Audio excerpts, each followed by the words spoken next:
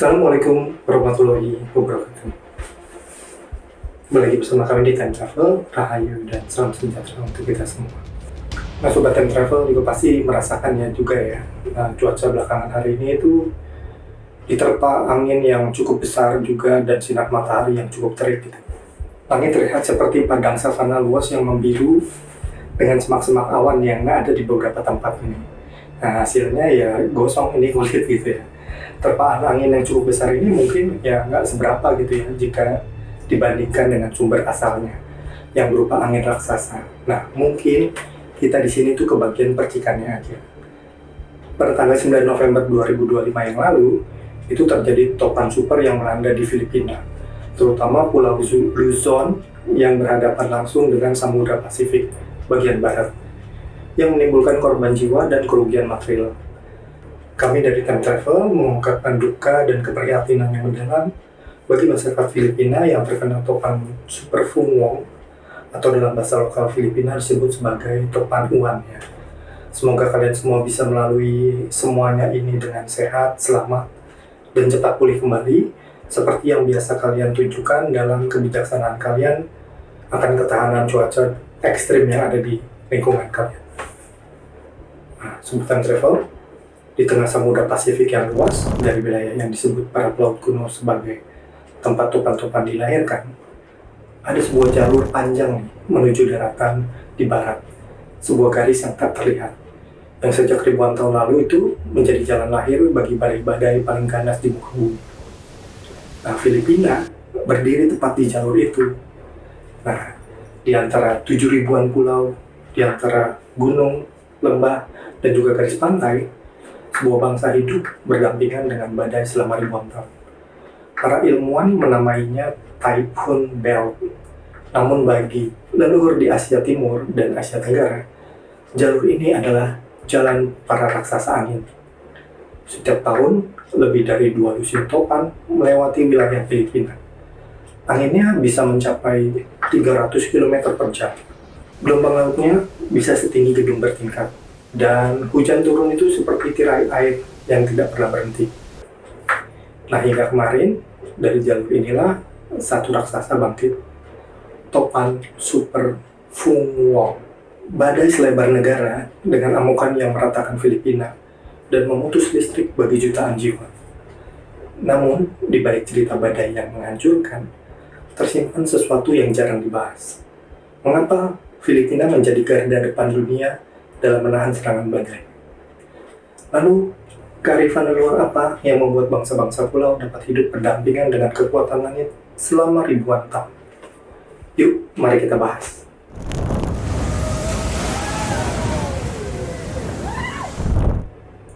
Apa itu topan Super Fung? Nah, apa itu topan Super Fungwong? Fungwong itu adalah nama internasional dari topan ini.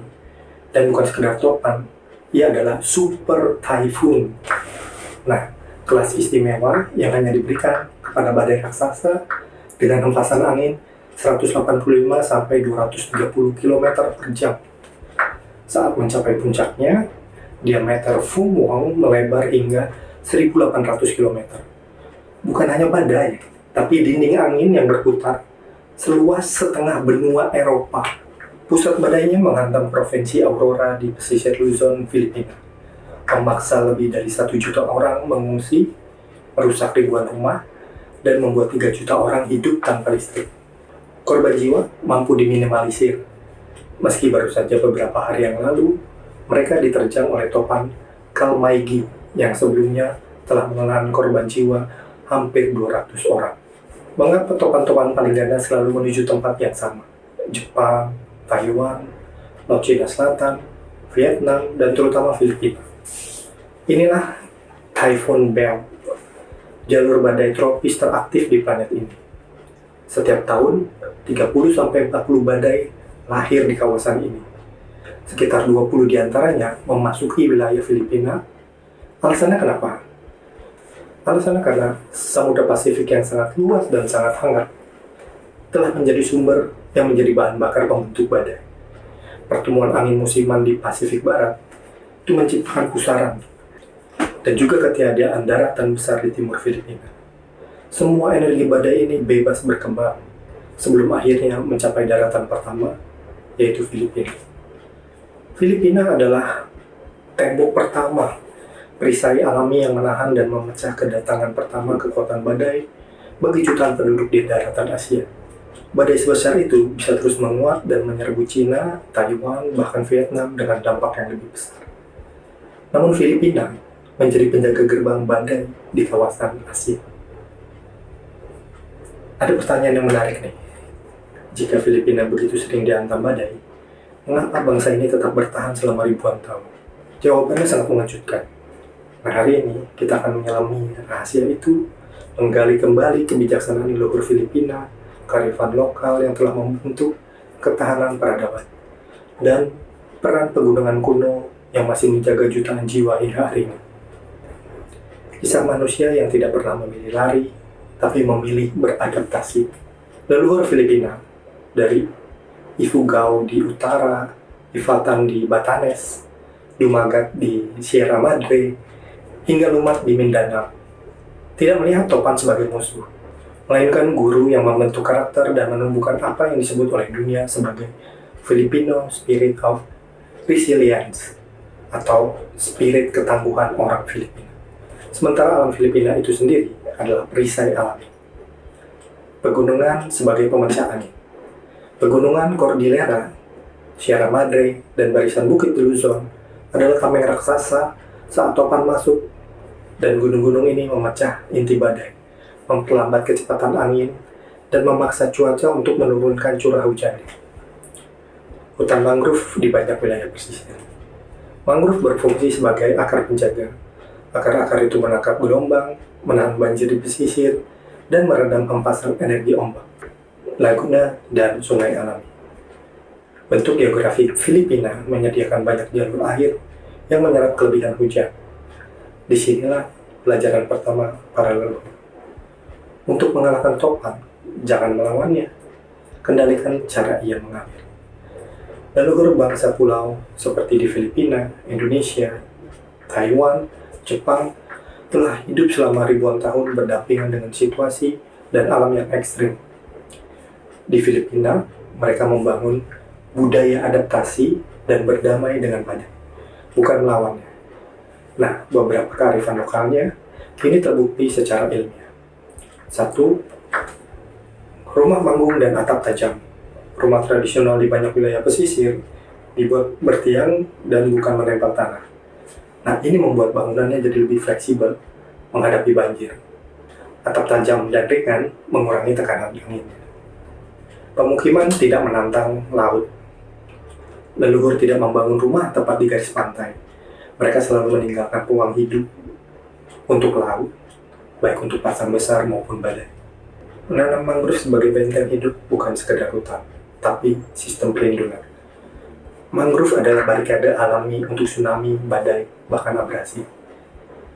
Lalu kemudian ada kalender musim dan pengetahuan angin.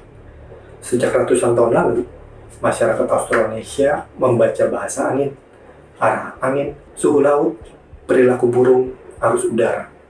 Mereka tahu kapan harus pergi ke darat, kapan harus mengungsi, dan kapan harus melambatkan perang. Peringatan tradisional. Beberapa komunitas memiliki legenda tentang mata badai atau oroh angin yang muncul sebelum topan besar. Simbol-simbol ini sering berkaitan dengan perubahan tekanan udara dan gelombang magnetik, sesuatu yang kini dipahami oleh ilmu modern. Jadi, kearifan lokal ini bukanlah mitos. Ini adalah ilmu lokal, teknologi yang bertahan hidup yang diwariskan secara turun-temurun. Topan Fung Wong adalah badai super yang mengingatkan kita pada dua hal penting. Pertama, cuaca dan iklim sudah berubah. Badai semakin kuat, laut yang lebih panas membuat badai intensif lebih cepat. Curah hujan yang meledak dalam waktu singkat dengan dampak yang cukup signifikan. Nah, kedua, kita butuh masa depan yang belajar dari masa lalu. Mitigasi modern harus bersanding dengan kebijaksanaan leluhur. Di pegunungan Cordillera berdiri salah satu keajaiban teknis tertua di Asia. Terasering padi Ifugao, berusia 2000 tahun. Diukir dengan tangan manusia batu demi batu, mirip kayak terasering yang ada di Ubud Bali, dengan subaknya. Nah, bukan hanya indah, rahasia sebenarnya itu bukan di bentuknya, melainkan di fungsi tersembunyinya. Teras ini adalah mesin pengelola topan. Sistem irigasinya menyerap hujan yang ekstrim, menahan longsor, dan menjaga kesuburan tanah meski badai menggempur dari tahun ke tahun. Saat Super Typhoon Uwan menghantam Luzon kemarin, desa-desa Ifugao tetap bertahan, karena desain kuno ini bekerja seperti spons raksasa yang menahan derasnya air. Di utara jauh, dekat Taiwan, ada tempat yang dihormati para pemburu badai, Batanes, wilayah yang dilewati topan paling ganas. Namun, suku Ivatan hidup dengan tenang di sana. Jawabannya ada pada rumah batu tradisional mereka. Dinding tebal dari batu lokal, atap cogon yang elastis, dan struktur rendah yang menempel pada tanah. Rumah-rumah ini bukan sekedar bangunan. Ini adalah benteng angin yang dirancang oleh generasi yang hidup dalam ritme badai abadi. Tapi bukan hanya arsitektur. Leluhur Filipina membangun ketahanan sosial, fondasi yang membuat masyarakat tetap kuat meski diterpa bencana. Konsep bayanihan atau gotong royong bukan sekedar budaya. Ini adalah sistem mitigasi bencana paling efektif sebelum adanya peringatan dini. Saat tanda-tanda topan mulai muncul, seperti awan datar di timur, angin laut yang terasa hangat, atau migrasi burung yang berubah arah, warga mulai bersiap-siap dan bambu mulai dipotong. Atap nipah diperkuat, rumah kecil bahkan dipindahkan bersama. Di Mindanao, ritual pamulak diselenggarakan bukan untuk hal mistis, tetapi untuk menyatukan komunitas, menyiapkan mental dan menenangkan ketakutan, dan membuat rencana mitigasi bencana bersama dengan menghidupkan sistem peringatan berbasis alam. Nah, kebijaksanaan semacam ini, hal-hal yang spiritual, hal-hal yang sosial dan ekologis, membentuk ketahanan yang tidak terlihat oleh radar cuaca. Namun, ada satu penjaga semuanya, sesuatu yang tidak dibangun oleh manusia, tapi dibangun oleh alam itu sendiri. Sierra Madre, punggung tulang raksasa Luzon sepanjang 540 km. Dialah yang menerima hantaman pertama setiap badai dari timur datang. Ketika Super Typhoon Uwan masuk melalui Aurora, Sierra Madre lah yang memaksa angin naik, memecah struktur badai, dan menurunkan intensitasnya sebelum mencapai Manila. Tanpa Sierra Madre, puluhan juta jiwa akan berada dalam bahaya. Namun hari ini, perisai itu mulai retak. Penebangan hutan liar, tambang ilegal, pembukaan lahan, semua menggerus kekuatannya. Leluhur Dumagat telah lama memperingatkan, hutan yang hilang, angin yang akan mengambil alih. Kini dunia modern akhirnya kembali mendengarkan suara masa lalu. Pagasa, sistem peringatan dini modern, mulai menggabungkan pengetahuan spiritual dan observasi alam panahan, seperti memprediksi topan dari pola awan, migrasi burung, atau perubahan angin, digabungkan dengan data satelit. Desa-desa di Luzon kini memasukkan tetua adat ke dalam Dewan Penanganan Bencana. Lembaga pemerintahan mulai menerbitkan cerita-cerita lokal sebagai panduan mitigasi bencana resmi. Gabungan antara cerita leluhur dengan sains untuk membangun ketahanan yang berkelanjutan. Sains akhirnya bersanding dengan tradisi, dan ketika keduanya bekerja sama, ketahanan itu berlipat ganda.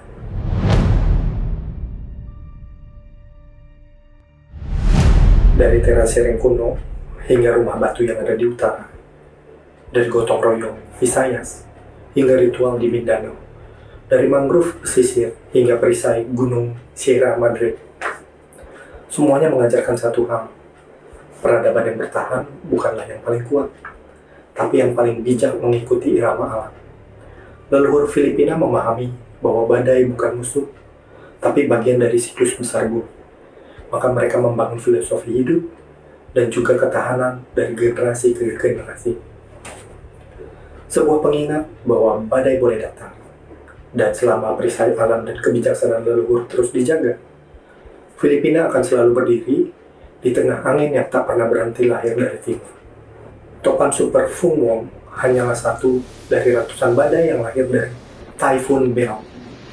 Namun, setiap badai membawa pesan bahwa kita hidup di dunia yang terus bergerak, bahwa bumi juga berbicara lewat angin, dan bahwa manusia sejak zaman dulu hingga nanti terus belajar membaca bahasa. Ini bukan sekedar kisah tentang badai. Ini adalah kisah tentang ketahanan hidup, tentang manusia yang belajar hidup di ambang kekacauan dan menemukan harmoni di tengah amukan langit. Bangsa-bangsa pulau seperti Filipina telah bertahan ribuan tahun karena mereka tidak melawan angin, tapi mereka menari bersamanya. Kayaknya bakalan menarik ya kalau Alif bisa cerita dari sisi spirit tentang Filipina sebagai negeri benteng topan, atau mungkin Samudra Pasifik Barat sebagai negeri lahirnya topan-topan raksasa. Nah, Sobat Time Travel, tuliskan pendapat dan ide kalian di kolom komentar tentang episode kita kali ini. Atau juga mungkin kalian mau bahas tema yang lain di seri literasi ini. Silahkan kalian tulis di kolom komentar. Oke Sobat Time Travel, sampai ketemu lagi di masa yang akan datang. Assalamualaikum warahmatullahi wabarakatuh.